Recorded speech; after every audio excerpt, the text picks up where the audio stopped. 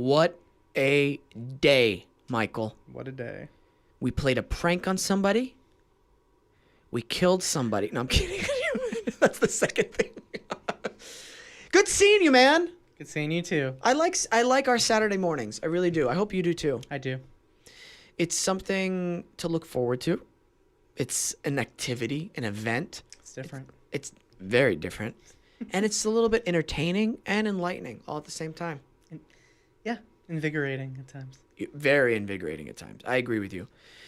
I want to say a big thank you to our listeners out there. We've been getting a lot of feedback from you guys, and thank you for listening. Thank you for your support. A big thank you for Adobe Radio, everything that you do here, as well as Nice Guy Digital. Seriously, thank you guys for everything. Our guest today, his name is Marty Shannon, and I'm not going to put him in a box and say he's a musician, because he's more than that. He's an artist. He's a human being. He's a creative. That's pretty broad. That's broad enough for him. That's broad. Yeah, that's broad enough. He has an amazing story that happened to him recently, and it was life-changing. And I think everybody needs to hear it, and that's why I brought him on. Ladies and gentlemen, welcome, Marty Shannon.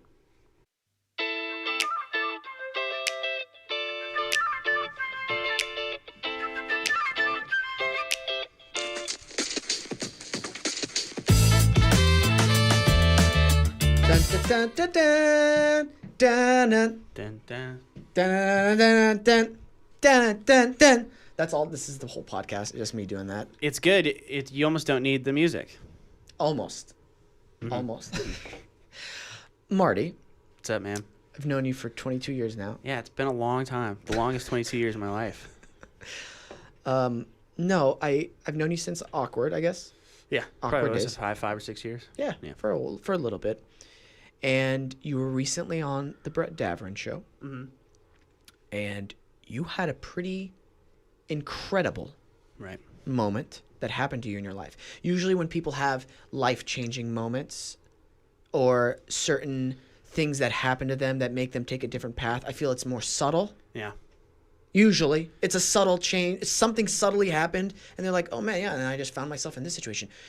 You had something happen to you, which when I was listening to it, I stopped what I was doing a few times during your Brett Davern episode. I was just like listening and be like, what the hell? Yeah, it was a crazy situation. Crazy. And then what happened afterwards, I was even more stunned. Well. So I know we're getting right into it. Mm-hmm. And I want to jump right in. Great. So take us back to that day. So you want me to pretty much just explain everything that happened?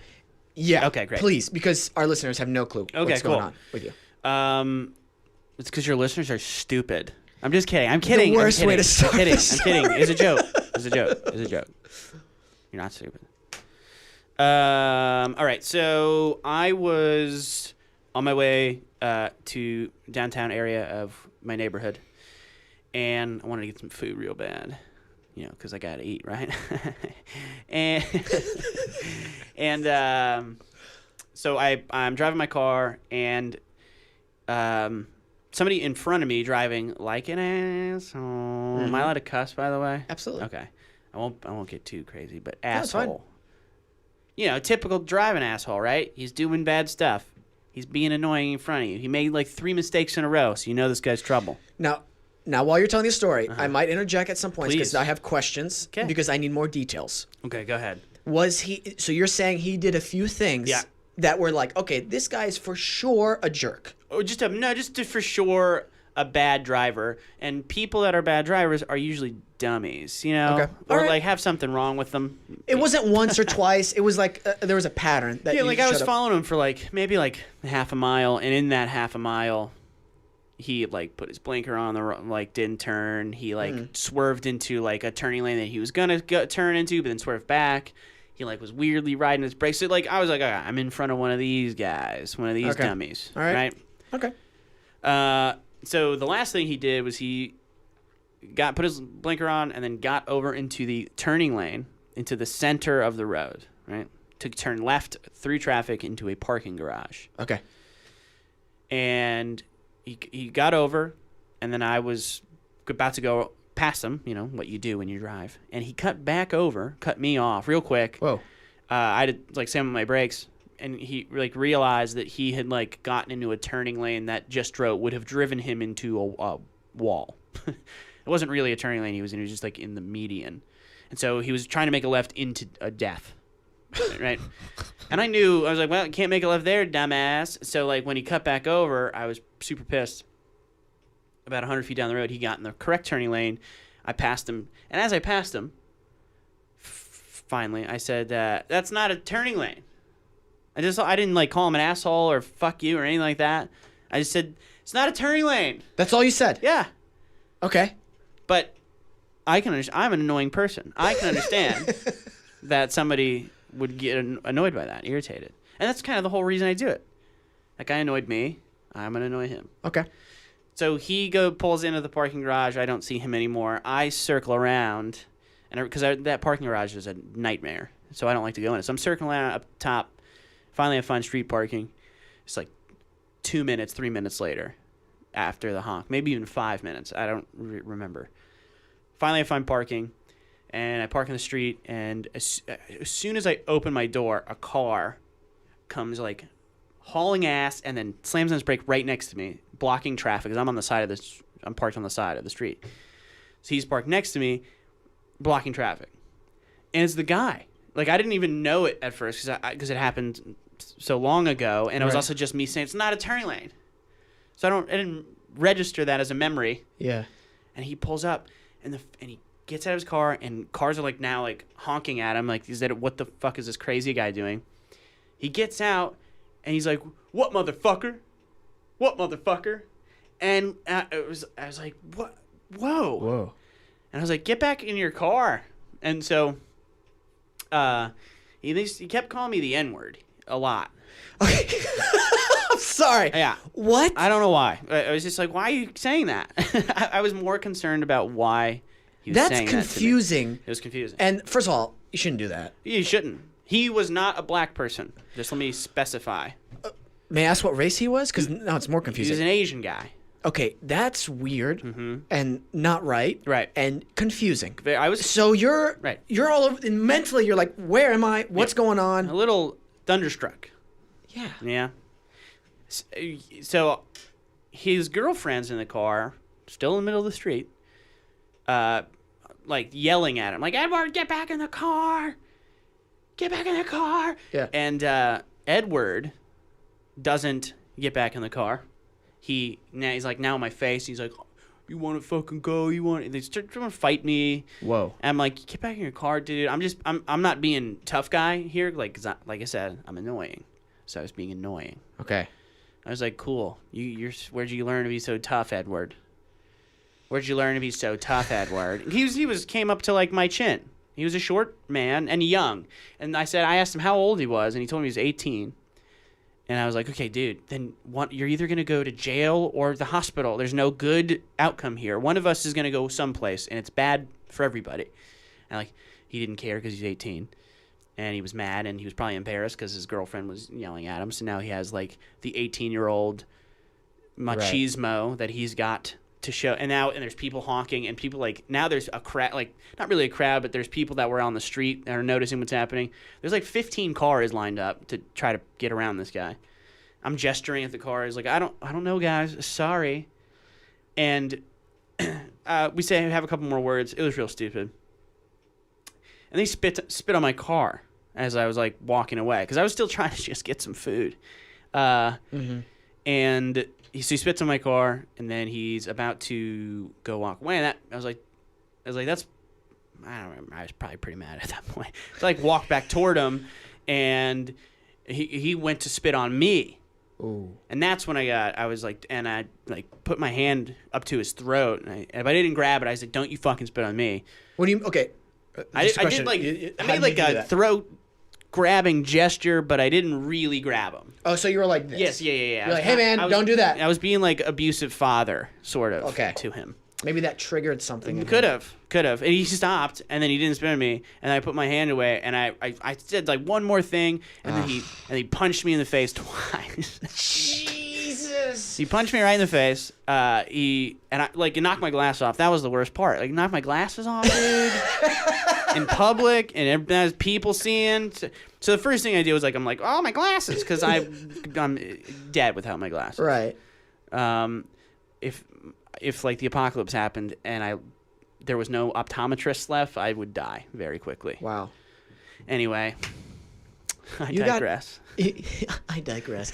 You get punched in the face Yeah. twice by this guy. Yeah, like 2-piece. Was he? He must have been quick. Well, I don't even know because could have been, sure. Maybe he has that wry 18-year-old, speed. Yeah. This whole time, by the way, everyone's like, "Oh, road rage incidents are just always videos of someone saying something racist nowadays." You'll be happy to know I'm a white guy, and I didn't say anything racist. Yeah. In fact, he was saying something racist to you. Yeah, that did not even. I was like, why are you calling me that? Dude, that'd be so. I'm sorry. I'm still stuck on that little bit because if I was in your position, I'd be so. I'd be like, whoa. That doesn't make sense. Yeah. And the whole Time I was like, I'll just fight this kid. Like, I don't care. Like, I will fight. I'll just fight him. At any moment, I'm just going to punch him and then the fight's going to start and whatever. But then I was like, I'm fucking almost 30. I'm going to go to jail. Yeah, you don't want to do that. Again. Again. Do you know that you've been, Yeah, you told me that you've gone to jail story. Yes. I've gone to jail several times. But I've never been in jail out here in LA. That's got to be freaky. So I was like, in this 2 minute, maybe it was probably only like a 45-second encounter between me and the guy. Like, I was sort of, all right, I'm gonna punch him. I'm gonna punch him right now. Here it comes. Here's when I punch, and I never did. And I was like, whoa. And then so anyway, let's go back. I was just happy. Anyway, I was just happy I never punched him. That's the whole point of that. He punched you twice. Knocked my glasses off. Knocked your glasses off. First thing I was like, embarrassed. Oh damn! I gotta get my glasses. So I bend down to pick up my glasses and I put them back on, and he's like in his car driving away. Little scumbag. And so, man, yeah, it's fucking annoying. So he's in the car driving away, and as he's like driving away, I'm right next to my car. So I yelled, I'm like, "You're going to jail now, motherfucker!" And I opened the door of my car and I hopped in and I chased him. And I was following him and I was right behind him. And he was trying to and he knew I was right behind him because we made eye contact through his rearview mirror and he just knew I was there. And so I called the cops. I'm like, all right, this guy, I can't wait for him to realize there's consequences for this. Yeah. And they're annoying ones because every time he applies for a job now, he's going to have to write he's been to jail or he's got a charge on his record. For 7 years, he's got to do that. He's probably going to have to do community service. He might go on probation. It's going to be great for me. Mm-hmm. So I follow him. I'm just giving the description of the plate or the car, and they ask for the plate number. I'm telling him what the guy looks like. And he is now trying to kind of lose me a little bit in traffic. And the lady on the phone's like, don't follow him, pull over. Like, we'll let the cops handle it. I was like, yeah. I know that they say that, but I also knew, because if this happened, I just know this shit. If you don't want to press charges, nothing's going to happen to this guy. And if I press charges, then I'm going to have to go to court, and I'm going to have to, spend time with a detective, and we're going to actually have to, it might cost me money in the end to do this shit. Like, if I lose work or whatever, because I have to go to court for this guy. So I realized if the cops don't get there now, nothing's going to happen to him. Right. Because I'm probably just going to not press charges because I don't want to deal with that. And so he's trying to lose me. We're at a red light, and I'm on the phone, 911, and then he just goes through the red light. Cars are coming. Cars slammed on their brakes. He just went through a red light, made the left. And I was like, oh, shit. Well, he just lost me. He ran through red light. She's like, okay, you need to pull over. I'm like, all right. So I go down that way, I pull over, and she's like, all right, the cops will be there in 2 minutes or whatever. Cops don't show up for 10 minutes. They finally do. 3 of them show up. And the first cop that got out of the car, as she was the car was not even in park yet. It was still rolling as she was stepping out and saying, you sure you want to press charges over this? Because she knew she didn't want to do paperwork, and she knows it's like unnecessary paperwork she's got to do, and now they got to go look for the guy then, and so it's over some guy who just punched me. I'm not hurt or in pain or anything. Yeah. And I knew it. So I was so mad because I want something to happen to this guy. And so I was like, there's nothing in between doing nothing and having to do all this? Like, you can't go look for him for a little bit? It's like, no, we can't do anything unless you're going to press charges. And if you press charges, then you have to yada, yada, yada, yada. Like, I was like, all right, cool. So I guess no press charges. All right, thanks. And they're like, all right, have a good day. And they gave us she gave me like a number if I ever saw him again. And they left. And I was so mad.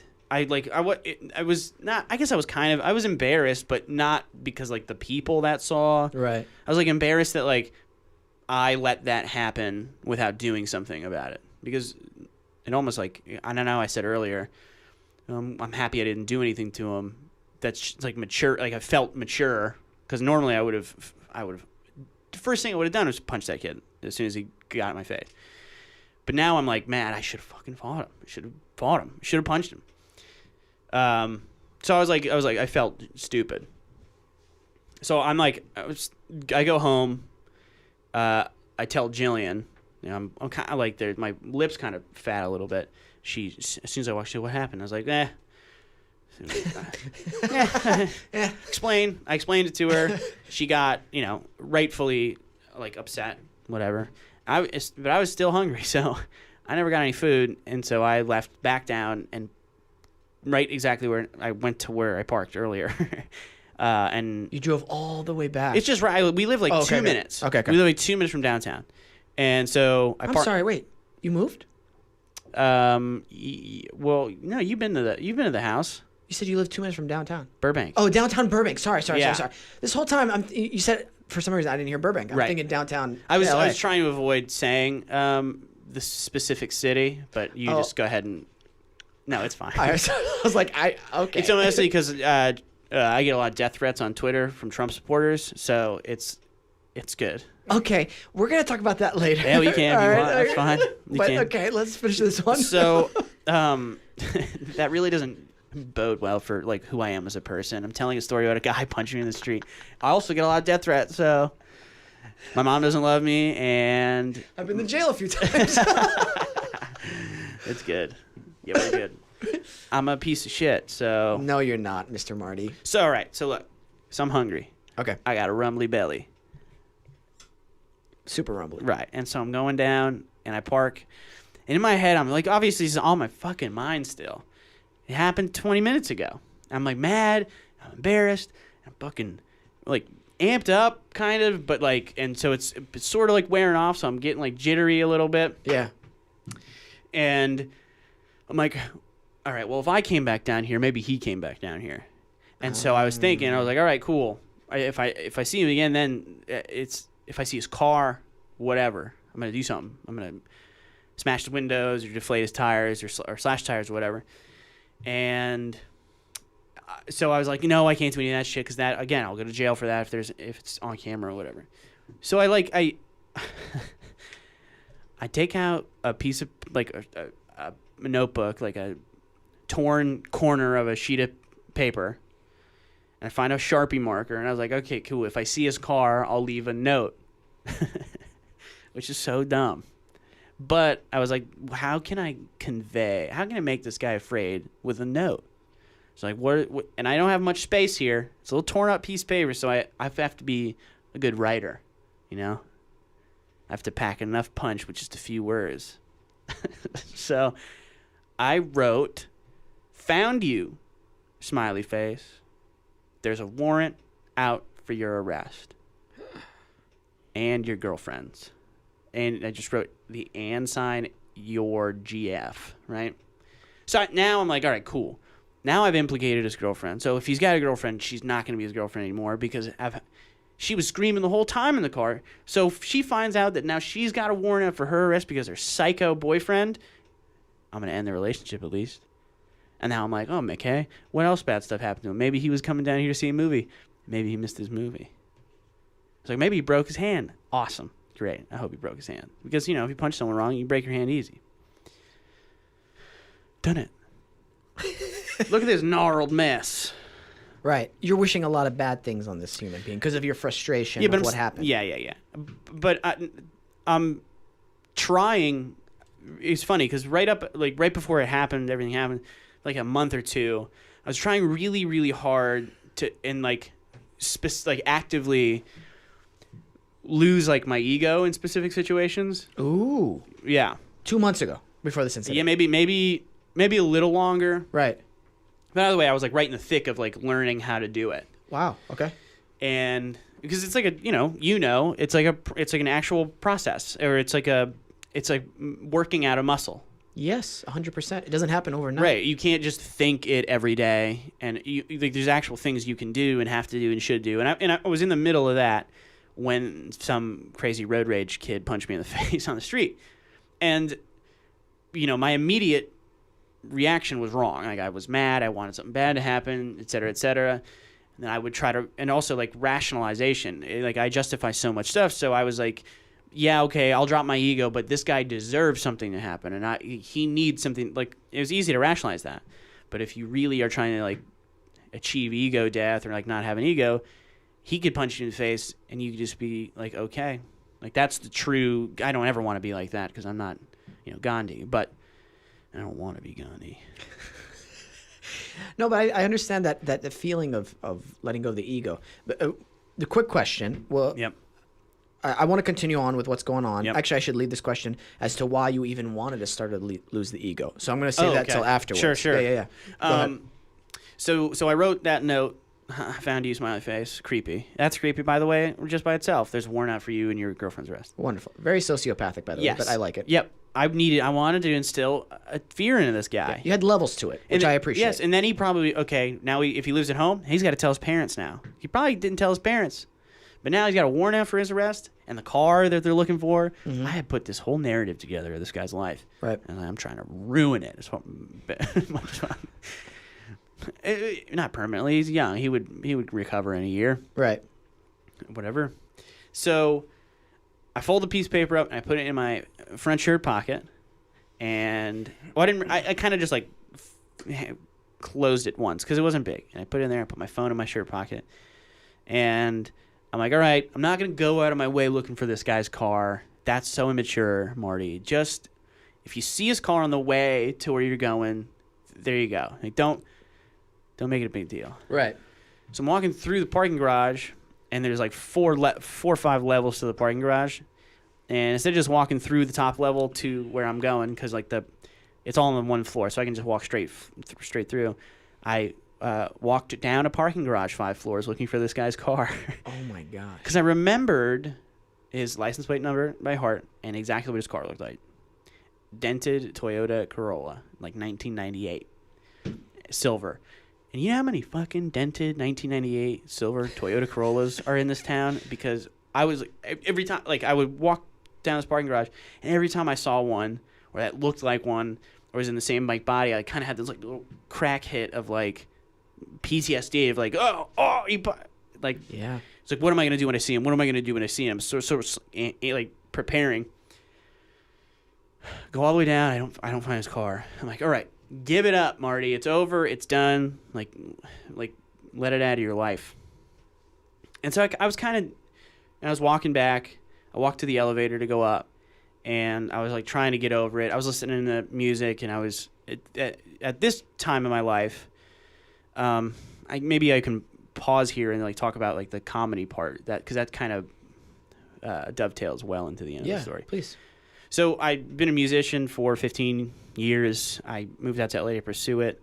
It is the true love of my life, and it had in the last like year, it had been really, really killing me inside. Like the industry and the pursuit of it, and like every time I'd sit down to make music, it felt like a chore, and so I was like really scared of that feeling. May I ask Yeah. why? I don't know. Because if it's the love of your life, Mm-hmm. I've been doing acting for over 15 years Yeah. now. It's never felt like that for me. Yeah. So that's why I'm confused as Sure. to where that comes from. I think that, so much of my, and I'm not saying I'm right here or anybody's right doing this, but I think so much of my pursuit of it was hinged on success and how successful I was in the thing that I love to do was a barometer for like how good I am in my life. So if I'm really successful as a lawyer, I'm not going to be happy because I don't like law, but I'm still very successful. If I'm successful in anything else, I don't think I'd be happy. If I'm successful with music, I know I'd be happy. If I'm not successful in doing music, then I'm doing something I love, but not loving my life. May I ask you a question? Yeah.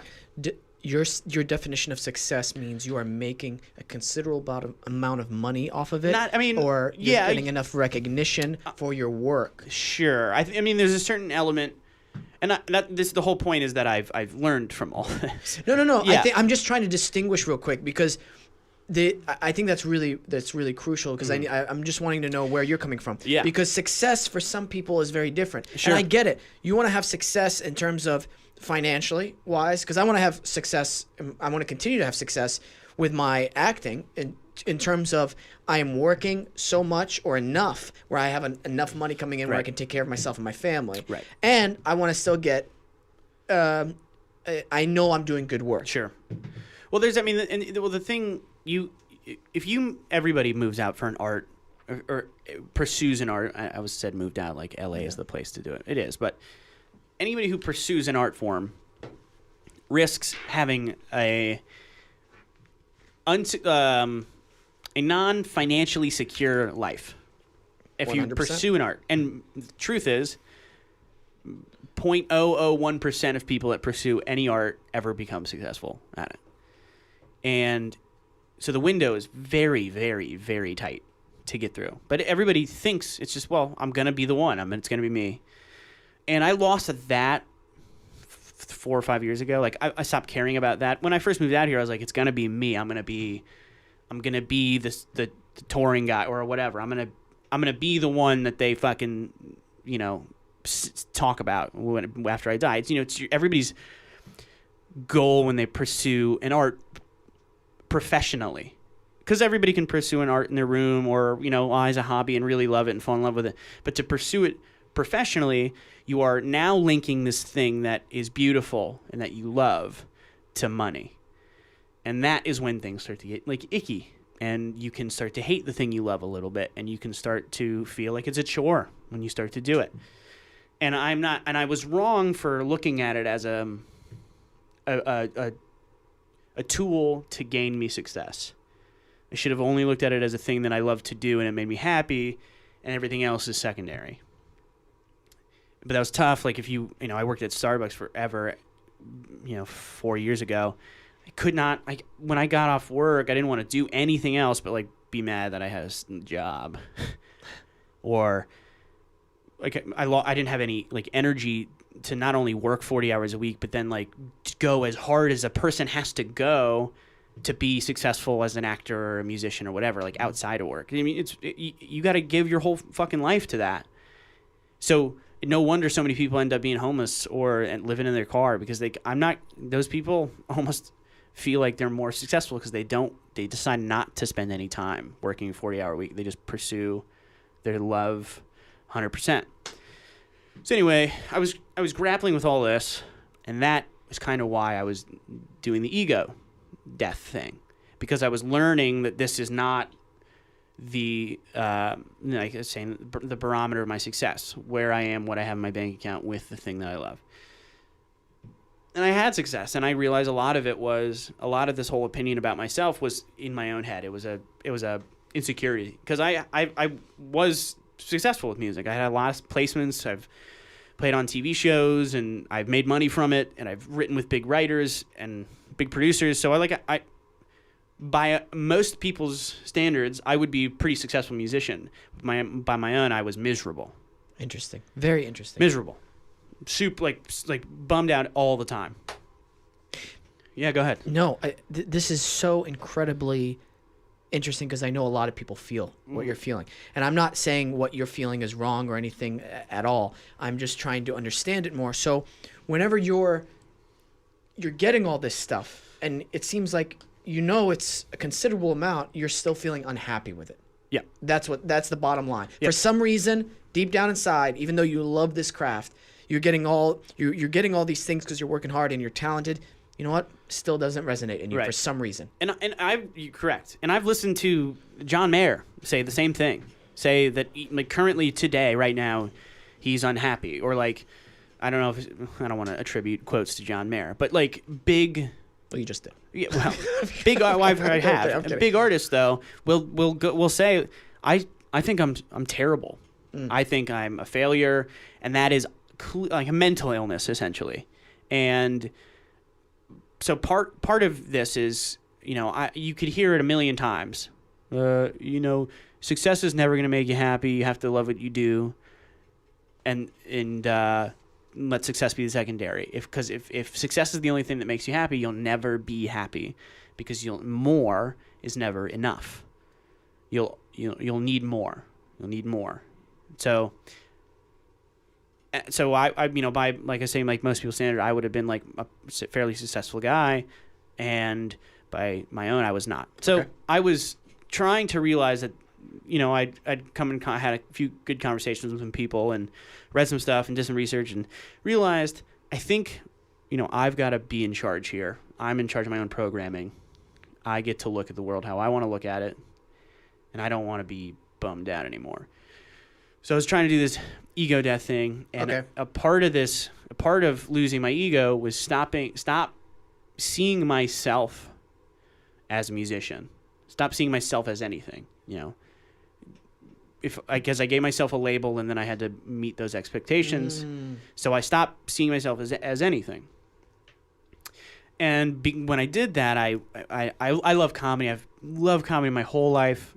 I've loved comedy longer than I love music. Like I remember being like 3 years old and watching like Richard Pryor or just as a kid, fascinated about guys going up on stage and just making people laugh with what they say.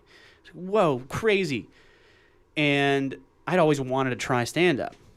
But I've always been like, I'm not going to pursue another thing. I'm not going to be double upset, because stand-up's like probably as hard, if not harder, than being successful in music or acting.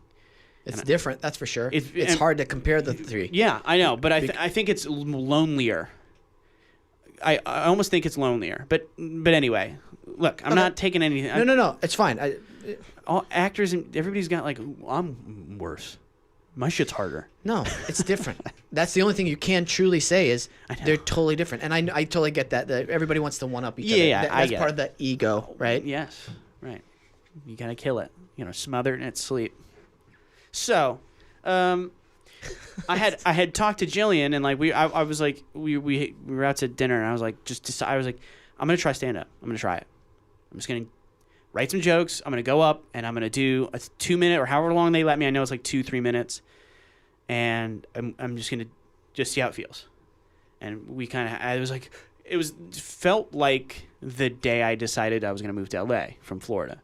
So like I was like this crazy weird like anxiety about doing it, because it was also like in my head it felt like I was kind of letting go of the last little vestige of musician thing, because I was pursuing this thing now. So I wrote some jokes. So I'd written some jokes, I'd done some stand up, and I was really loving it. I was really happy. So fast forward, I'm walking through a parking garage with a note to find this guy's car. Right. So I don't find his car. I get in the elevator at the bottom of the parking garage, and it's crowded. Like a bunch of people got on with me, and it's going up 5 floors, and so it's stopping at every floor. So it's uncomfortable. It's slow. Nobody's talking, and I like pull out my phone from my shirt pocket, and I pulled the note out, and it fell right in the middle of the elevator, open, like because it wasn't really folded. It's like fell open, and everybody looked. I was like, oh. And it all happened in slow motion, and I saw, found you, smiley face, like there's a warrant out for you and your girlfriend's arrest in like weird, crude, permanent mark on a torn piece of paper at the bottom of this dark parking garage, and I'm just like some creepy looking dude, and You probably look a little like flustered. I was, too. man, and I look how I look too. So like I look how I look. the thing falls open, and like everybody saw, but I quickly like, bent down and pick it up. But I know everybody saw. I folded it back. Well, just put that right back in there, and I get out of the elevator, and I was like, "This is all too stupid. This is all way too stupid." Like the fact that just happened, and that you just walked down a parking garage, and that you got punched in the face in the first place, it's all so stupid. And I laughed. I was laughing. I thought it was so fucking funny. And I finally got, and I was like, I don't even care if I see him anymore. If I see him, I'm gonna like go and be like, this is so stupid. We're so stupid. He's gonna think if you met him, I'm crazy. He's gonna like, this dude is out of his mind. I've got like kind of a fat lip still. We're crazy. It's so stupid. Everything's so stupid. I'll just take off my clothes, and that's a good idea. I'll just run around downtown Burbank naked, and then I'll just find a guy, tell him everything's stupid. And so I was like, I have a note for you. So now I'm like sitting down at eating. Oh, you're just back to normal Marty Shannon life right there. No, I mean, all right, now I got fine. my food. Okay, cool. You know, Chipotle does not care if you're not wearing any clothes. That's cool. They've served worse. The downtown Burbank one. All right. Well, we're sponsored by Chipotle, so I can't say anything. Well, Chipotle serves the nude. That'd be weird. That'd be so weird. Welcome to Chipotle. Chicken or guac? Serving the nude since 1998. Listen, all right. So I'm sitting in Chipotle. All right. And I'm still like kind of laughing. But up until like 5 minutes ago, I was super bummed and like in a weird place, and I was mad and embarrassed and all that shit. And then I started like writing jokes about it, and it went away. Like I was like, whoa, I've never felt that before. Huh. And it had been a long time since I ever felt that with music. And because everybody talks about their thing is their release, or it's their filter. You know, musicians, they take the way they feel and they put it into their music, and actors put it into their performances, and et cetera, et cetera. And when I started writing these jokes, I was like, whoa, like the shitty feelings are like gone. And I like turned them into jokes, and that's how I see it now. And I just saw the whole thing as like one big joke. And that was kind of when I was like, man, I need to really think about if comedy is something I want to like do specifically, because if it can do this for me, I love it so much, and yada yada yada. And also I've taken away the part of it where it's, well, now you have to pursue something else from the bottom. You know, you know the ins and outs of music, you don't know shit about like the ins and outs of the comedy scene. Are you prepared for that, dude? You're almost 30 and you want to start something new. You want to be the new guy in the room. And I was like, I don't care. It doesn't bother me. And that was weird. So from that point on, I was just like, I went really hard with the comedy. I've done a bunch of stand-up since. I have like a good 10-minute bit, which is tough. And things are, wow. things are, and I still am doing music. Like, it's funny, since the Brett Davern show. Never heard of it, but yeah. It's good. Nobody should have never gotten a show in the first place. I hope he listens to this. Brett, you ruined our friendship. You ruined our friendship. So dark. You just leave. I'm like, oh. So since then, because I think I said a bunch of stuff then about like how I'm really going to go in with comedy, and it's all still true. But since then, this whole process of doing comedy has made me miss doing music. And so here's another revelation for your show, not Brett's. You get one now. Okay. I have figured that I love just doing shit. So I told you right before I came on, I'm going to direct a little short horror film. Yeah. And I just like doing shit now.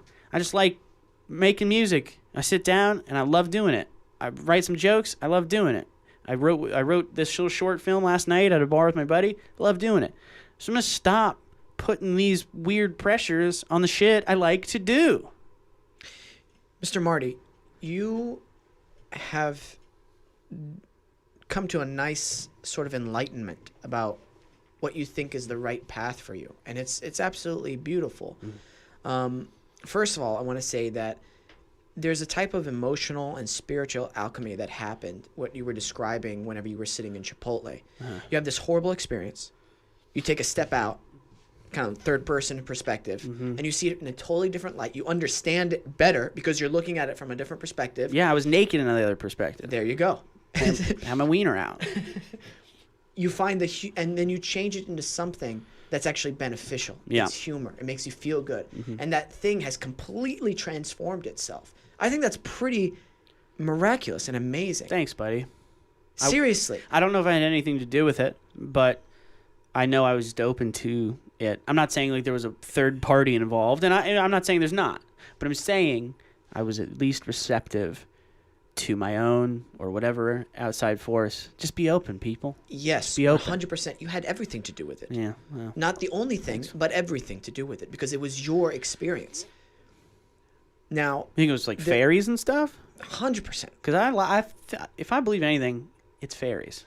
That's so weird. But anyway, Creepy, man. that would be creepy if fairies really did exist. Actually. You believe in fairies? Michael's no. Michael's a big no. Michael didn't finish the sentence, so. But I like that. If you don't mind, I know you don't like the whole label thing, but you are creative. Mm-hmm.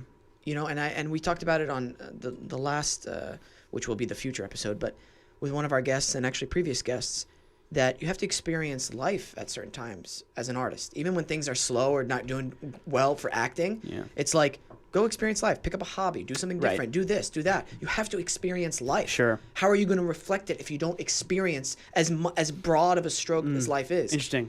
Maybe you were so enveloped into the music part that you didn't experience anything else that you needed to. That's why having this extreme thing happen to you is actually an awakening. It's a good thing. Right. And now you're doing this. You feel like this renaissance in yourself to do more things, to experience more things, to be more creative. You know what? It's funny, because I've been really thinking about the idea. Are you like wrapping up here, by the way? Not at all. Oh, Why? okay. Sorry. That all sounded like a good like Brett Davern. I'm about to wrap up. Oh, no. It was better. Brett sucks. Brett, you ruined our friendship. No, we're good. We're good on time. So I've been really thinking, like, the idea of hometowns and like what is it, and like why does it people have such a specific feeling toward them, and they're very, very like hot feelings toward. They're not like, whatever. Nobody's lukewarm about their hometown. They either fucking love it, miss it, or hate it. There's like, I don't really like going there, and it's.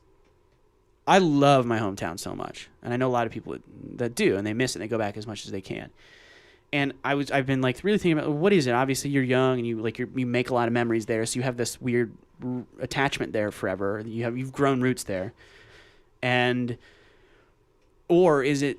And that's all true, but what makes that true? And I think like it's because when we are younger, and when we are not in pursuit of something, because the only way you move away from home usually to pursue something.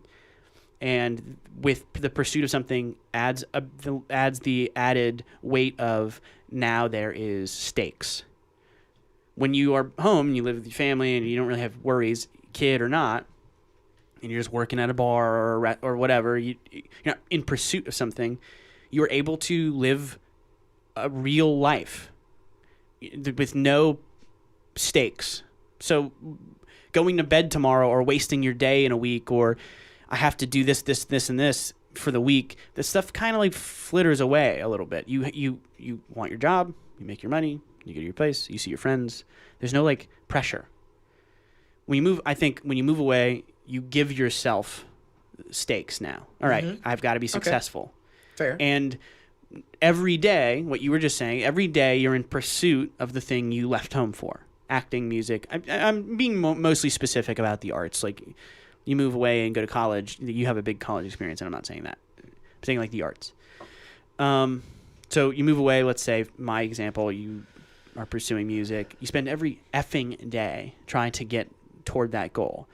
And you it's that old stop and smell the roses thing. Like the roses are going to the movies. The roses are getting like a gym routine. having friends, having a local bar where the people know your name, cliche. Like, trying to make this place your home, not just your pursuit. And a lot of times I think we don't do it because, like I said, you just said it. You have to experience life as an artist, because artists tend to just try to go for that art, and that consumes them.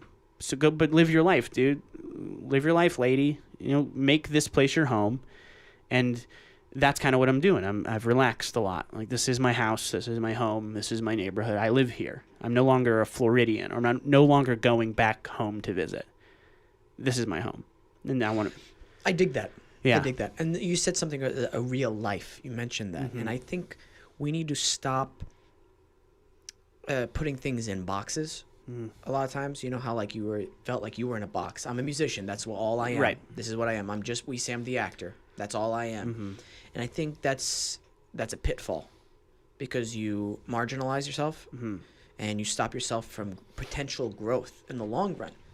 And I think you can agree with me, that cliche saying, but it's true. The only constant is change. Yeah. Things change, man. Right. Your likes change. Your dislikes change. The world around you, your given circumstances, change. It's inevitable. So keeping yourself open, fluid, willing to evolve, willing to change, and still have certain things that are still true to you in your heart, I think that's part of the journey. That's part of the struggle, which is good. Yep. And just being open to what that feels like, and not try to avoid bad feelings, not try to specifically seek out only good feelings, but just like be open to what your experiences are. Absolutely. And the more you're open, the more you're able to deal with them. You flex that muscle, you lose that ego. Woo, baby. It's a practice for sure. The ego part is a big, big practice. I've been thinking about this tremendously since my father's accident, and my parents, they're not old, but they're starting to transition into that next chapter in their life. And it's the worst. I have these moments where I think about, oh my gosh, one day they will not be here. Yeah. If I'm lucky, if I don't die first, which is possible as well. Well, but you might. I'm saying that is a real possibility. I know. I might. I mean. What? You might. What? And your life. That is. Eventually, it's gonna take time. I've been working on it. I'm gonna follow you after you leave here in my car. Follow me, boy. Anyway, but you know what I mean. And then it would really, like, even imagining my parents gone, kind of like made this weird anxiety feeling in my stomach. Yeah. And then I'm like, okay, first of all, I have to think of this logically. I can't stop them from dying. Right. What I can do is this: make the most out of every day. Call them as much as I can, spend as much time with them, talk with them, experience life with them, the good and the bad. Yeah. And so when that time comes, I won't have regret. Yeah. I can be like, you know what? I did all I can in that moment. Right. And that's been a common theme that's been running through my mind these last few months. And it feels like you're living your life kind of parallel to that, where just experiencing life in the moment, doing what you want to do. I want to do this. I'm going to do this creatively. I want to do this. I want to do this creatively. I'm not going to let it hinder me, or I'm not going to let it make me feel bad. Yeah, and I think about, like, what if I still, I don't know, maybe I'm just so caught up with, my hometown. But I think, like, I would if I were living at home in my hometown, I would just make a movie on the weekend because I like to do it. I would just, you guys want to make a song? Like, I'll come over. And there's no pressure to it. And every time I would try to write music here, to be like, okay, how is this going to get a placement? Where is this going to get placed? Who am I writing this for? I never just made it to make it. And the same, and I didn't really do that with comedy when I first started, like when I was doing it. So I was like, wow, there's no pressure with this. I just like to do it, and it helps. And I've done it so much, and that's why I'm saying, like, it got to the revelation where it's like, I can do this with everything now. I could do this with anything I want. I don't need to put pressure on it. We were just talking about with Zeke about this, the letting go aspect. Mm-hmm. Kind of submission to the unknown. Yeah. It's out of your hands. It's a very Buddhist way of thinking. Right. And there's a great saying I posted a while back. I forget who said it. These mountains you're carrying, you were only meant to climb. And I feel like people do that with a lot of things in their life. For instance, a lot of road rage incidents, right? Right. gosh, this person cut me off, right? In the moment you're angry. When you get home, you tell your significant other, this person cut me off. Can you believe that? Your friend comes over later that day. Hey, by the way, you won't believe what happened to me. This person cut me off. Oh, dude, let it go. That's been a specific, like, that's a good exercise. If anybody cares, like, in traffic or driving, that is the best place to exercise your loss of ego. Because it's nobody's, even if somebody's driving like dog shit, what does it matter? It doesn't matter. Have I told you about the no-face game that I try to practice while driving? I got it from Jocko Willink, who's this ex-Navy SEAL. Mm-hmm. And he says he used to play this game with his children called the no-face. He would take a not toilet paper, but paper towel roll, you know, those cardboard ones. Mm-hmm. You can hit somebody, like, swing as hard as you can on their head. It's not going to hurt their head, right? So he has his kids line It's just up. frustrating. What's that? It's a frustrating feeling. Yeah, it won't hurt. It won't hurt. Right. Yeah. So he has his kids line up, and if he'll try to make them flinch. If they flinch, they get hit with the thing. So he's trying to make them practice by not flinching. Don't be reactive to something that is traumatized. So try to apply that to driving. No face. Yeah. Somebody cuts you off. Okay. I'm still alive. Right. I'm not hit. That's fine. Somebody jumps in front of you. Somebody cuts you off. Whatever. No face. Try to do a whole day of no face as like an experiment. Yeah. What will happen? How will you feel? That is great, and that's actually something I'm going to start doing. And another thing I tell people is make a story for the person that just did that to you. Yes. And contextualize it, and then empathize with them. Like, real quick, like, he cut you off, he's driving really fast. He's got to get to the hospital. Or his daughter is sick, or his wife is pregnant. I mean, he's probably just alone in the car being a dickhead. But it makes me like, okay, it doesn't matter if that's true or not. It could be true, and the thing is, I don't know. So that's another reason not to get upset about this. I don't know. So it's a good exercise. 100%, man. Yeah. And then I always think, what's the alternative? What's the alternative? You killed that person with a gun. But, like, are you gonna continuously? Man, I'm a little tired. Are you gonna continually? Oh my God, I can't say Somebody that word. kill him with a gun. Continuously. Are you gonna continue? Here we go. Are you gonna continue? Oh, you're to just let looking for continue? Yeah. You weren't doing a fancy continue? I wasn't doing a fancy continue. Regular? I know. All right, go I'm ahead. gonna go basic. Ground level. Okay. I'm an immigrant technically. That's true. So I don't want to go all fancy with my words. That's true. But no, you don't want to just keep holding on to those things. You know what I mean? It's pointless. Because I'm tired. I'm 30 years old, honestly. I'm tired of living my life in a way where I want to appease everybody, or, you know what, I don't want to offend this person if I try to do that. No, I'm done with that. I want to do good things, make myself happy, make my family happy. That's what I want. Yeah. That's it. You sort of, when you come to these understandings, you realize you're holding these rocks for no reason. 100%. You're for no reason. You just have, why do I have this? You ever have a bad friend in your life and you just cut them out? Yeah. That's weirdly one of the best feelings in the world. Yeah. Yeah, you make excuses for why they're your friend for a long time, and then not only when you finally cut them out do you realize it was the best thing you could do, but you also realize why I made all these excuses. Why?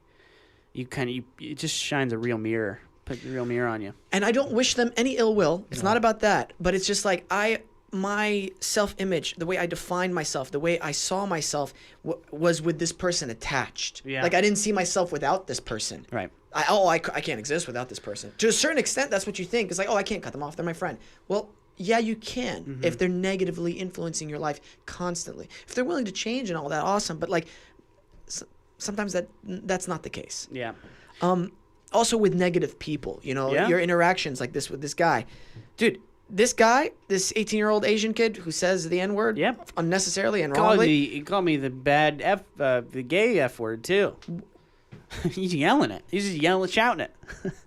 Surprisingly, he was a blessing in your life. Yeah, for sure. Weirdly. I keep saying that. And that's what I'm saying. I told you right before we went on went on air. I said, I thought about it today. I think about it every day. This event.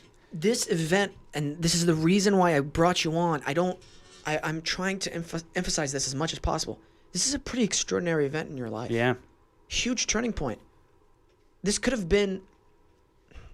You could have gone much further south if this person didn't come in your life. It seems like. I mean, I probably would have. I would have been so mad and like held on to like the anger and the resentment of it and been embarrassed still. And it would have been a source of a memory that I would go, because every time. I saw a lot of times with me, it might be because I have weird chemicals in my brain, but I'll just flash back to an embarrassing moment in my life and just cringe, just walking around. I was like, I can't believe I did that when I was like 19. Yeah. And this would have been one of those, and it would have been like a little electric shock the rest of my life. But now it's like it's a pretty extraordinary moment for Mr. Marty Shannon, and I'm telling you, man, it's life is crazy. Life is so it's like a box. Of pears. Pear box. A pear box. Brought to you by Pear Box. Brought to you pear box. Monthly shipments of pears. Cash App. Subscribe. Cash App. Hey, do you use that, by the way? I've never used the Cash App. What is that? So you have an app on your phone and you just swipe up and money goes out of your phone and in other people's phones. You swipe up, you shoot money. That's how it works. That's how I was told it works. Is it the same as Venmo, I'm assuming? Yeah, it's the same thing, except for Venmo, you swipe backward.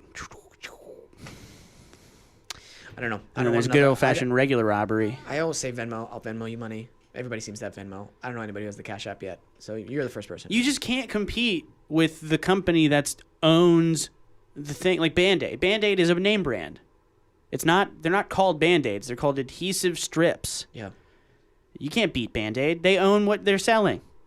Yeah, it's become a part of the vernacular. Yeah, Venmo. Like, hey, go Venmo. Google it. Yep.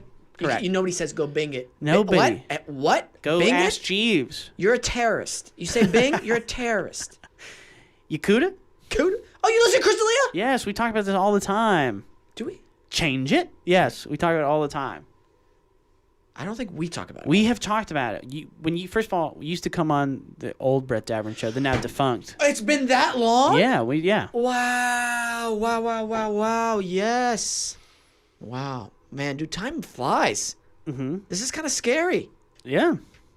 Dude, I'm 30. I'll be 30 in this next month. Life changes, dude. What do you think you're going to be in another 5 years? Honestly, do you see yourself anywhere? Oh, man. I don't know. And especially now, I'm trying to not give a shit. Yeah. Yeah. That's fine. I was just curious because sometimes we have these expectations of Yeah. where we're going to go. I don't know if you've completely lost all that. Or Yeah, just well, went- they've all not been met. So up until now, pretty much all my expectations when I was a kid have been 30. I didn't ever go past 30. I never made 40-year-old expectations. Always 30. And now I'm 30, and I've met almost none of them. So why continue?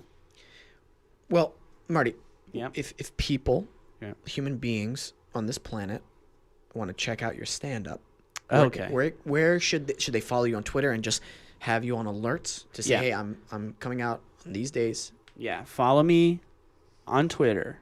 I'm real active on there because I make fun of Trump supporters, and I get a lot of death threats. Okay, that's something we need to talk. So it's Marty_Shannon on Twitter. It's Marty_Shannon on Instagram. Okay. And my music's there too. I still come out with new music. You can listen to it on Spotify, Marty Shannon. You can get it on iTunes, Marty Shannon. So why do you support Trump? Why do you think he's? I just think he's really trying to make America great again, and he's bringing back to a time where we think back. He bring back that coal jobs too. He said like best thing about Donald Trump. Oh boy, yeah, like the thing that he said. It's pretty crazy where our government has I think gone. he's the greatest president we've ever had. Why is that? Because he's just trying to make America great again. I don't think a lot of people understand how ridiculous it is that Donald Trump is the president of the United States of America. You know how insane that is? You know, it's funny. I know people that are Trump supporters. I know them. And I say people, I mean they're older white people. Okay. And I tell them, I'm like, if we just do me a favor, zoom out for a second. 5 years, right? 5 years ago, if I were to ask you, old white person, what you think of Donald Trump, they'd be like, oh, that New York liberal, like billionaire playboy, like that guy, that dummy, the host of The Apprentice, that But even if they liked him on the show The Apprentice, I would say, do you think that guy should be president? They would go, what are you talking about? Of course not. But it would be more like, what are you talking about? Yeah. And then they would choke a chicken to death and then pull its head off and they'd cook it or something. I don't know what they do. I understand your again, let me just clarify before I start. So people listening, because here's the problem. People start anticipating what I'm going to say and they start making opinions, and that's not the right thing to do. I don't like anybody in politics. Okay. I really don't. I don't like Coward. coward. I'm Wow. kidding. I'm Okay. kidding. See? What would Jocko say? WWJS. A lot of things. A lot of things. He would not. He Um, would tell you go. Not a fan of any really big. I'm not a really Yeah. fan of any politicians right now. Yeah, it makes honestly. sense. I get that. A lot of them are liars. A lot of them are scum. A lot of them are bought out. They are a product of the corrupt system that is happening. That happens in this country. I don't think the system is correct. I agree with you on that. I believe there is a lot of corruption that goes on, and it's legal corruption. Well, it's Anyway. it's an industry designed to have Sorry. honest people fail. You have to be a liar to succeed in that whole world. I agree with you. I agree with The you. truth cannot compete with lies, my friend. Now, that is a very, I think, a stereotypical. I know you're just making a joke of the way that a lot of Trump supporters sound, right? Middle America, kind of like South America, South- Southern America, not South- South America. Middle America, they don't really have accents. a little bit. But anyway, the South. Would you say? Yeah, but look, let me fucking preface. No, because I don't want people attacking you more. That's the thing. I am going to preface now. I'm going to say I don't think that are all stupid or racist or dumb. I know there's probably one of you that voted for him in good conscience. Dude, I think a lot of them did. And honestly, listen, I'm telling Are you. these things on? Yeah, they are. Are they live to the world? They're not live. Well, I guess when you listen to this, it kind of sounds live. I think I think we've talked about this multiple times too, Michael. The majority of people just want a better life. Girls just want to have fun. So what? Cyndi Lauper's not racist. Cyndi Lauper's not racist. I think that's the quote for the episode. Yeah. Look, I don't think... So you're pretty I don't active. care. The whole point I of don't this. care anymore. The whole point of this is you're pretty active. Yes. As against Trump. Yes. Are you for somebody in particular? Not really. You just hate Trump. Well, yes. I don't just hate Trump, but yes, I do hate Trump. Absolutely. I guess I would fall a little bit on the same boat as you, and I don't really love anybody. I don't really like anybody. I think that most of them are liars. You have to be. I just said it. You got to be a liar to succeed in that. I think there is a very small handful of politicians out there who really truly are trying to do the right thing and are trying to really make change and are not bought out, Yeah. and they are up against a huge mountain. Right. Michael, I know you are involved a little bit in politics, doing a campaign with someone in Pennsylvania. Pennsylvania. Would you agree or disagree with me, or do you have your thoughts on what I just said? Coal country? Oh, you Western Pennsylvania. Oh. I think it's steel country. Oh, yeah. Yeah, I would agree.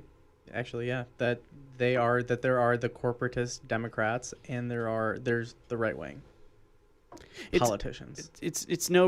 Yeah. Corporatist Democrats are essentially just Republicans. The Republican light. I think one of the main things the people in charge do is they force people to fight against themselves rather than the people in charge who are actually making the laws. For instance, these tariffs that have just been placed, they don't hurt the people who are making them. They don't hurt the rich. They hurt the people like us. Well, almost zero laws that they sign bills they sign into law affect them at all. I mean, they have socialized health care. Like those people get our taxpayers pay literally for everything that they do. So nothing that they sign into law is going to affect them.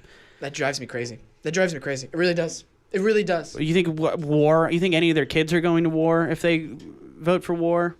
No, of course not. Their water's not getting trashed. Their planet's getting melted though. Those dummies. But they don't care because they're not going to be alive for that part. Exactly. It's just an entire mindset of selfishness. How do we change this, honestly? What do you think? Kill them all with a gun, like I said. Eat the rich. Eat the rich. Gulags, baby. Bring back the guillotines. I'm telling you, those bourgeois pigs, they gotta go. They gotta go. Jeff Bezos needs $100 billion. 100 generations of that guy can't spend that money, and there are people dying right now of hunger outside of his building. He's a king. He's a king. We live in an oligarchy, a kleptocracy for sure. The guy might as well just sit on a throne with a scepter and dole out punishment. The kakistocracy, which is a government run by the worst among us. Oh, that's yes, that sounds What's like it called? a specific insult. A kakistocracy. Cacus? Yeah, Kakis. That's not really a Kakistocracy. form. Is that where is that a form of government ever been I'm other actually, than America? I'm actually really curious to see what you think. Where do you see us going then? If Uh-huh. you don't think, do you have a solution first of all to what this is? Well, here's the thing. The argument is, and this has gone in a weird turn, but whatever, I don't care. The argument is that We're just talking. capitalism has brought more people out of poverty. It has changed the lives of more people than any other social structure, economic structure in the history of mankind. And that is true by the numbers. But when any economic system becomes corrupted, you get dead people, you get a classist system where most of the money being made is going to a very small percentage of people, and most of the struggle is going to the majority of people. And that's communism, socialism, capitalism, everything. Everything. If it's corrupted, it will die. Get money out of politics is the first thing we have to do, I think. When corporations don't have an influence over, more of an influence over the vote than the voters do, that is good, because then now you actually have politicians that are doing things for the will of the people and not corporate interests. Obviously, yeah, that's an old talking point, but it's true. Term limits. Get some of these effers out, man. Congress, Senate, judges. I don't think the Supreme Court should be lifetime appointments at all. Especially now, it's too polarized, and it's too much of a game. What do we think? We think the Supreme Courts are these weird judge robots that don't have political bias. Of course they do. That's why we can pretty verifiably know which one's going to vote which, because we know that they have a political bias. So they're not arbiters of justice, because they're just effing people. That's why cops, don't get me started on cops. Cops are just dudes. They're just ladies. And they get bad moods, and they feel bad. Sometimes they just want to, maybe they're just fucking angry on a day. And you might get a speeding ticket. Maybe you won't get shot, but you're going to get a speeding ticket, and that's going to ruin your fucking month. Because we're just humans. We're just people with bad attitudes. Secondly, I said term limits already. Yeah. Robots. Judges. And maybe above all else, education. We have to start teaching kids about politics and nobody needs to learn algebra. We can fill in algebra with politics. We can teach kids to be politically literate and active, and so in locally, and that would change so much. What's the voting number in this country? 22% of the population actually votes. That's insane. We vote less than France does, and it's got a quarter of the population. These are all good points. I think most of them are good points. Education, I think it's a big one.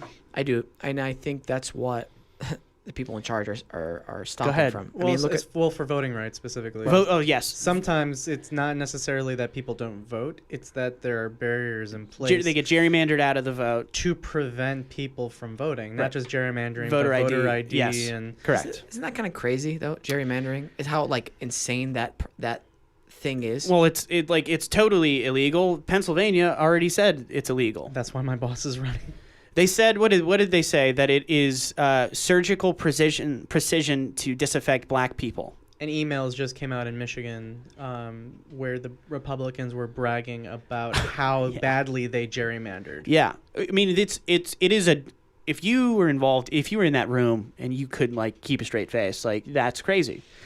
And that's how they won. That's essentially how Trump won in the first place. They gerrymandered the shit out of Michigan, Pennsylvania, and I don't know, Ohio, but Wisconsin. Where do you see this? Where do you see the country going then if it doesn't do these changes? I think that what's happening is so bad that if in November, the midterms if something doesn't change in November, then we all might die. Because I think if what's happening now does not motivate, most people are left-wing, most people are Democrats. The majority of the population of Earth is, and we have, and almost every young person in America is. The percentage is wild, but they don't vote. Young people don't vote. The left doesn't vote because it's people like you and me and like cities and whatever. Like we're not. Old white people vote, and they vote for Republican down the board. And that's very. I know that's a lot of stereotyping. I don't mean to stereotype anybody, but whatever. if how bad things are, there's a gun to our head. If we don't let that motivate us to, in droves, punish the people that are doing this, then we are doomed, I believe. Yeah. Well, then what will motivate people? We are now ruled by a minority. And the majority, unless the majority is motivated by how disgusting this is, then we are going to lose badly the country. I honestly think there is going to be a huge catastrophe soon. I 100% think that. Well, there's going to be a big reset button Yeah. that gets put on. It's just a common pattern that happens with civilizations in general, talking about a small scale and on the large scale. Mm-hmm. I mean, what's the average age of a democracy? And by the way, fun fact, doesn't say democracy in the Declaration of Independence. Well, technically, it's a constitutional republic, quote unquote. Right. Exactly. That's what I mean. And I also like the idea. Go ahead. Sorry. Go ahead. I think it was Plato or Aristotle said that a democracy only works if you have like an educated people. Yeah, right. Really, specifically. Because if you don't have educated people, democracy will not work. People who are corrupt and horrible people will become in charge, and it'll become like a what were you talking about? Like an oligarch. Kakistocracy. Yeah. Well, look, you have an uneducated people are people that will believe what you tell them, unless you are educated otherwise to believe otherwise. Mm. And you look, if I can just say things that are not true, and the people that vote believe it, then I'm gonna win every time. I'm gonna win and look, it's what happened. It's what happened. It's why Trump's he just lied a bunch. People believed him. Well, Trump just recently said, literally a line from 1984, which is, "Don't believe what you hear." What you read and what you see is not what's happening. He said those words. Believe me, what you're seeing, what you're hearing is not what's happening. It's like, just let's go start burning the books. Let's just start burning all the libraries. You know what's very frustrating is these people who, and I think this is a good amount of the people who support extreme right-wing republicanism. Republicanism, is that a word? Conservatism. Yeah. Conservatism. Yes. They say they care about their families and everything like that, and the children. Okay, why are they? You have this tweet that I just tweeted out yesterday. Teacher, my salary is like barely $38,000 a year. I have to pay hundreds of dollars out of my own money for school supplies that the school doesn't have money for. And then you get Betsy DeVos. My yacht wasn't tied down and it was drifted unmoored. away. Right. How much was her yacht? Like 400 million. Yeah. Well, you can't get a yacht 40, for under 20 or 40 million. 40 million. Sorry, 40 million. 400 million. $40 million, and she's the head of the Department of Education. Like, if that in your mind doesn't raise a red, she's Sarah Palin. doesn't raise a red flag as to why she was put in that position. Hey. Well, her brother is Eric Prince, and he is the head of Blackwater, a private war company. Mercenaries. It's privatized war. And Donald Trump's campaign met with Eric Prince on a weird, creepy James Bond island. It's the stuff is out of like spy novels. But also they're bumbling idiots. If they were good, we'd be in a load of shit. Nope. Stupid I don't believe Watergate. they're bumbling idiots. Well, they know they can get away with all that stuff. I think maybe the people surrounding Donald Trump are not. I think Donald Trump's crime family are bumbling idiots. Like they can't commit crimes correctly.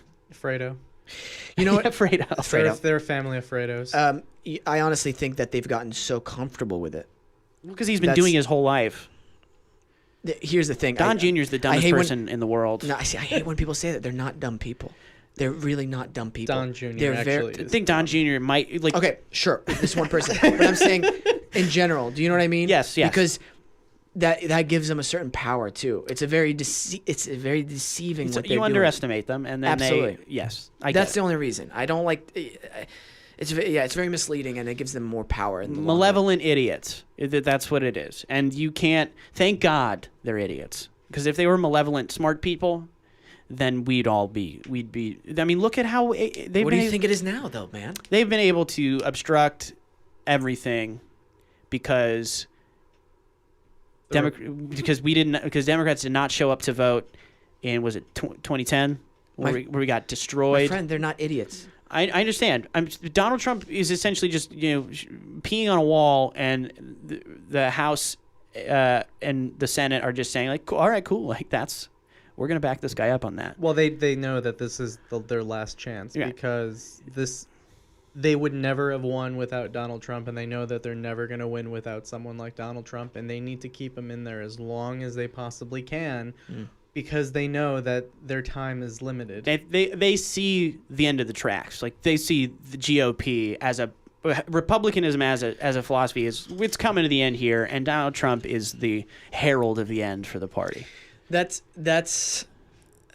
I mean, I just want a normal human being, a good person to be in office. Stop giving me death threats, guys. Like, come on. I've had 3 different people say they sent me a picture like, I know where you live, and it's just a place I've never seen before. I'm like, all right, please don't go there. Don't hurt anybody that lives there, but I don't live there. And it's happened like 3 or 4 times. It's really sad, man. It's all right. If you look at the things that the Republican Party actually quote unquote stands for, the only thing that they actually do would be tax cuts. Right. Which taking away the social safety net, and that's it. They don't care about any of the other wedge issues. They use them to. Yeah, sorry, Michael. No, I was just gonna say, would you do me a huge favor and look course. up on Joe Rogan's podcast? There was a gentleman on there. His name is Michael something, and he's a financial wizard, and he was the one who predicted Lewis. Maybe. Wait, is it Michael Lewis, the guy that wrote like Moneyball and The Big Short, or I think so. About... Yeah. I don't know. He was on Joe Rogan recently. Within the last 6 episodes, he was on there. Michael or Philip or one of those guys. It might be one of the guys in The Big Short. Okay. Well, he's the one who basically predicted the 2008 collapse. Michael Burry. Yeah, that's okay. And nobody said, "Oh, you're crazy," and it happened. He's not predicting another one. If you want a great podcast to listen to that's easy to understand about what's going on economic-wise and to prepare for it and about another crash that's coming soon. And this one, he's like, I don't know how they're going to fix it. They're not. It's not with Trump, especially not with Trump as president. We've just been essentially praying that nothing bad happens while he's in office. Well, this is the craziest thing. Like, how do you... Like, we have trillions of dollars in debt. How do that doesn't really matter? Yeah, it's all weird. It's all like digital not shit. Okay, thank you. That's the thing that boggles my mind. Then what? Then this is not any of this. It's Fight is Club. Not real. It's when you wipe out all the debt. Cool. It's what's gonna happen. So is that what you're suggesting? No, I'm saying the end of Fight Club. The whole point of it is them to wipe out credit and debt. And what does that do to a society when banks, corporations realize, oh my God, these leashes that we've been holding aren't real. It gets scary. Dude. Thank you so much for coming on. Thanks for having me. Seriously, I'm glad there was a roller coaster ride there. Wonderful, wasn't it? Yeah. We went a lot of places. Yeah, right. Seriously, I really appreciate you sharing a really pivotal moment in your life. I love your opinion. And next time something crazy like this happens, I'd love to have you back on. Or if you have another revelation or enlightenment, please do. Oh, we'll do. And every death threat I get, I'll send to you. Please don't. I'll just tweet them to you. I'll be like, hey, look, here's another one. Actually, tag me just so I can see them. I will. Yeah. Well, then I block you. You're like, what the? Block me? Okay. You find out I'm a Trump supporter. I'm the one giving you the death threat. Oh, jeez. I knew Wesam 1818 American flag was I thought he was a bot. 18. I thought he was just a bot. But he's a real boy. I would like to go see some of your stand-up soon. So, okay. Yeah, I'll try to keep an eye out for the next one. Cool. Marty, thanks for coming on. You're the man. Michael, we out.